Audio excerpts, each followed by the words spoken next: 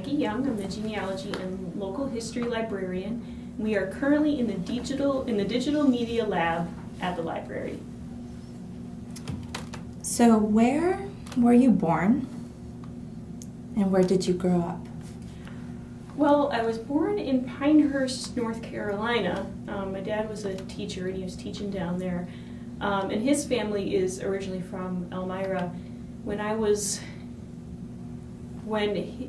His father, in his later years, had opened a secondhand furniture shop on the south side called Stoll's Attic.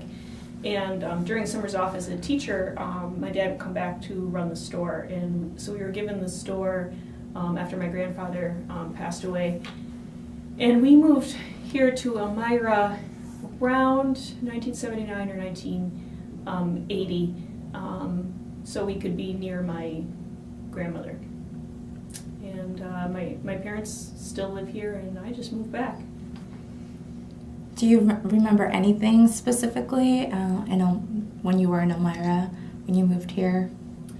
Yeah, I remember the secondhand store was where the Southport Baptist Church is now, next to it, and Hoffman's Atlantic, the Volkswagen repair shop, was kitty corner to it, and I have a picture of my brother and I when we were little kids holding a cat, and Hoffman's Atlantic is in the background.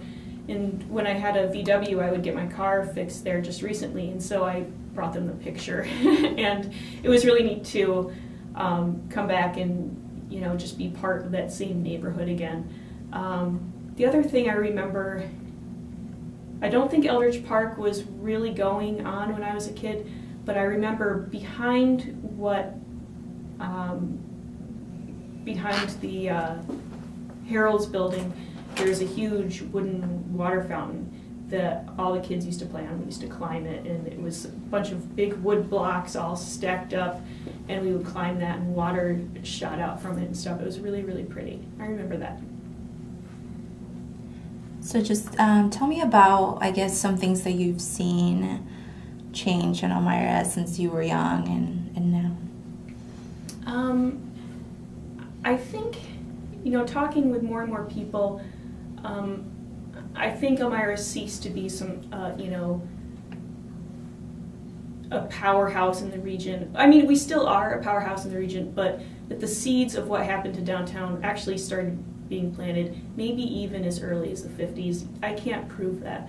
But I do remember Izard's browsing at the bookstore downtown, going to the drugstores downtown. And I remember that. I don't know if all the shops are open. I remember going into Harold's. I think Marvin's had closed at that point. But I do remember there being some sort of neighborhood feel to that. And I think it's still there, but there are a lot of empty storefronts. I don't know, someone was telling me that other places recover faster because they had the smaller storefronts, but we had such big stores downtown that it was harder to fill those. So that was kind of the main change that I've seen happen in that particular area. So tell me a little bit about the job that you do and just any other things that you'd like to share about your passions. Sure, yeah. Let's see. So I really love libraries and library science. I started working as an undergrad in book repair at the college I attended, and I moved back to Elmira after I graduated from college in 2000, and I came here to the library as a volunteer. And I volunteered here for a few years, and I really loved it, and I went on to get my library degree to become a librarian. When we moved back here to Elmira, I wasn't working, and so while I was looking for a job, I signed up to volunteer here again. I worked in Ithaca for the last several years, and this position came open. So what I do is I work sort of in the genealogy and local history departments, but I also do full service reference. You'll see me out at the desk. I can help with computer problems, helping you locate books, resources, research needs. But the collection I try to take care of is our collection of local history materials, and I try to help people use those to search for their family members in the area. So there's a lot to that. You know, there's a struggle of what do we collect, how do we collect things of local interest today in the digital age when not everything's in print, not that everything's being printed out. We're hoping to get more people into genealogy and looking for those primary sources in researching local history. Why do you think people should be more interested or look into local history? I just think it's really interesting. I really like to see, you know, I'm interested in this place because I live here and I'm from here and I have family here. But for any place to see how it's grown and changed throughout the years, I just find it really fascinating. In our backyard, every year when we dig up our garden, we're bringing up bottles, like old glass medicine bottles, like really thick Coca-Cola bottles. We had one bottle, it kind of looked like the bottom of a Coca-Cola bottle, but it said Elmira on the bottom. Just really, really neat stuff like that. And I was talking to James Hare, former mayor of Elmira, and he told me that there used to be a grocery store on the corner, and I'm wondering if sort of my backyard was the garbage dump. And it was just really neat to think about who had lived there before, what had gone on there. I think if I'm looking at issues going on today, I don't know why, but I always want to know, well, what came before? What started this? What happened before? Has anyone ever tried this before? And for example, Eldridge Park is hoping to restore the American Girl statue of the racehorse. First of all, for a long time I didn't know that had ever existed. It was up until 1980.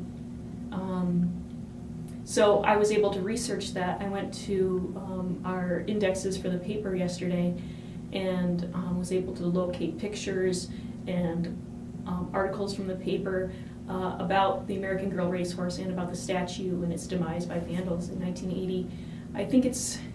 I just think it's really neat to have a full picture of the story and to know that whatever problems we have or whatever issues we struggle with, there are people that have struggled with those in the past. And so I really like to see what was done then, what were the answers then. And I never regret getting more information about a certain subject than what I had before. It helps me get a better picture of the whole thing. So I'm really, really big on researching everything about a subject so I know how to approach it, so I get some perspective on it. That's kind of my long answer.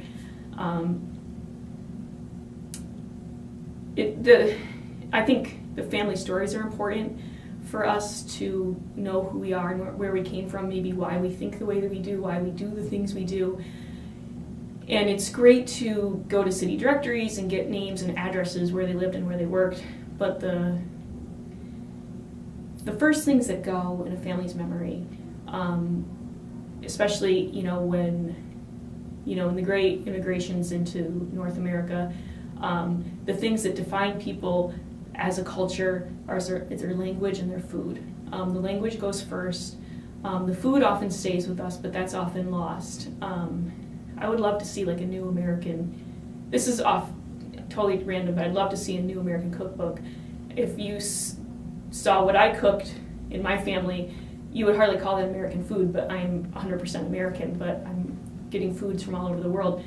So the food, that's important. And the stories about our third-time great-great-grandfather, once those are gone, they're gone forever. Unless they're written down or we keep telling our children that, there is absolutely no way to retrieve those. And I know how valuable it is because some of these stories have survived.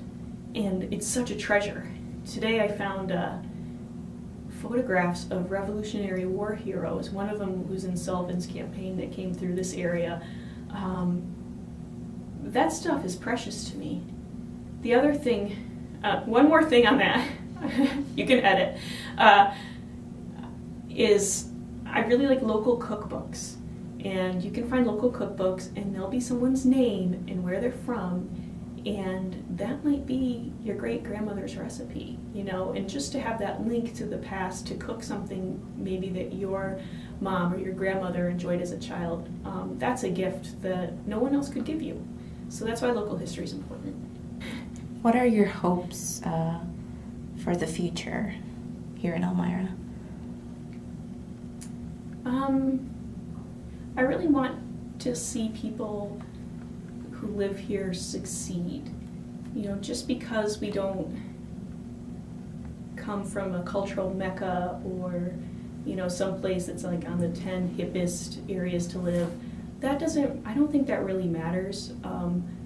I think, you know, just kind of thinking out loud,